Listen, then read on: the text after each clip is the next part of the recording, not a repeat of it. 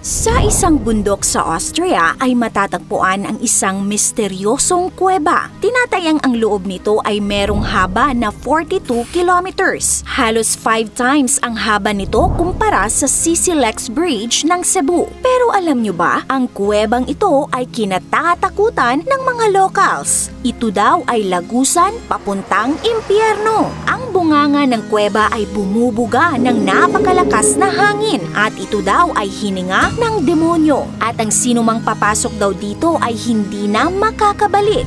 Sa loob ng ilang siglo ay walang nangahas na pasukin ang kuwebang ito hanggang may isang taong naglakas loob na pasukin ang kinatatakutan ng lahat at nagulat siya sa kanyang natuklasan. Ano kaya ang nasa loob ng kuweba?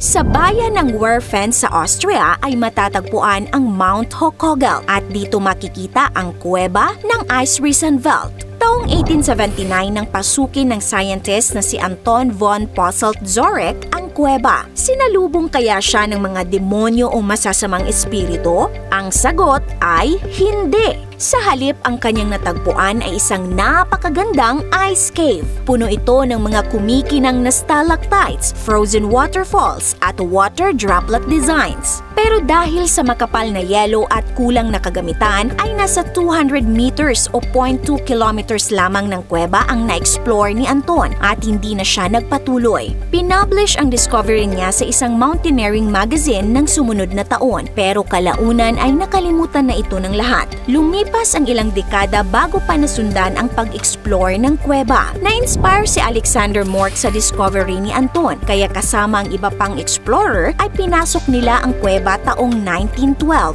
Mas na-explore ni Alexander ang kailaliman ng kuweba at pinatunayan sa lahat na mali ang kwento tungkol sa lugar. At dito na nga pinangalanan ang kuweba ng Eichsriesenwald, German word para sa World of Ice Giants. 1920 nang magsimulang magpunta ang mga turista sa lugar. Dito na rin nagsimulang maglagay ng daan para mas madaling marating ang kuweba. Ngayon, ang Eichsriesenwald ay itinuturing na pinakamalaking ice cave sa buong mundo. May haba ito na 42 kilometers. Although ang unang kilometro lamang dito ang nababalutan ng yelo. Napakalamig sa loob ng kuweba. Meron itong average temperature na 0 degrees Celsius at minsan ay mas mababa pa. Sa loob ay makikita ang nameplate ni Anton na nagpapakita kung hanggang saan niya na-explore ang kuweba. At makikita rin dito ang urn na naglalaman ng abo ni Alexander dahil ito ang kanyang hiling bago siya mamatay.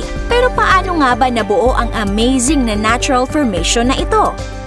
Milyong-milyong taon na ang nakakaraan nang magsimulang mabuo ang Eichsriesenwald. Noong una ay nababalot pa ang rehiyon ng mababaw na tubig dagat. Habang tumagal ay nagkaroon ng maraming limestone deposit sa lugar dahil sa mga naipong labi ng marine organisms tulad ng mga shells at corals. Ang mga limestone na ito ang siyang bumuo sa mga bundok kung nasaan ang kuweba ng Eichsriesenwald. Pagtagal ng panahon, unti-unting naagnas ang limestone dahil sa acid na nagmumula sa tubig ulan at snow na tumatagos sa loob ng mga butas ng limestone hanggang sa tuluyan ng madissolve ang mga bato at nabuo ang mga kuweba. Ang mga ice formations naman ay nabuo mula sa mga nakakapasok na hangin at tubig sa kuweba. Tuwing gabi dahil sa malamig na hangin pumapasok sa kuweba ay nagyeyelo ang tubig. Pagsapit naman ng araw, ang mainit na hangin ay tinutunaw ang mga yelo. Ang tuloy-tuloy na pagkatunaw at pagyelo ng tubig sa loob, pati na rin ang patterns ng ihip ng hangin ang siyang nagbigay ng iba-iba at kamanghamanghang formation ng mga yelo, gaya na lamang ng mga stalactites, frozen lake at